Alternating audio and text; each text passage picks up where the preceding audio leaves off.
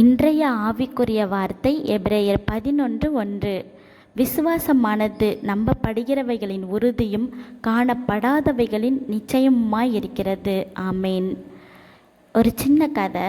ஒரு சிறிய மலை கிராமம் இருந்துச்சான். அந்த மலை கிராமத்தில் அப்பாவும் பையனும் ஊருக்கு போகிறாங்க. அவங்க போகிற வழியில் ஒரு பெரிய பள்ளத்தாக்கு இருந்துச்சு. அந்த பெரிய பள்ளத்தாக்கு பக்கத்தில் எப்போவுமே ஒரு கயிறு பாலம் போடுவாங்க. இவங்க போகிற நேரம்னு பார்த்து அந்த கயிறு பாலம் அங்கே இல்லை. அந்த அப்பா அந்த பையன்கிட்ட சொன்னாராம், இங்கே எப்போவுமே ஒரு கயிறு பாலம் போடுவாங்க, நம்ம போயிடலாம் ஊருக்கு அப்படின்னு சொன்னாராம். ஆனால் அந்த பையன் அவங்க அப்பாவை நம்பாமல் பார்த்தானா. உடனே அவங்க அப்பா அந்த பையனை சிரிச்சுக்கிட்டே பார்த்து, இங்கே கயிறு பாலம் கண்டிப்பாக போட்டுருவாங்க, நம்ம ஊருக்கு நிச்சயமாக போயிடலாம் அப்படின்னு சொன்னாராம். சிறிது நேரத்திலேயே அந்த இடத்துல ஒரு கயிறு பாலம் போடப்பட்டுச்சு. அவங்க பாதுகாப்பாக போனாங்க. இதை கேட்டுட்ருக்க நம்மளோட வாழ்க்கையில் கூட நிறைய விஷயம் நம்ம பார்க்காம இருப்போம்.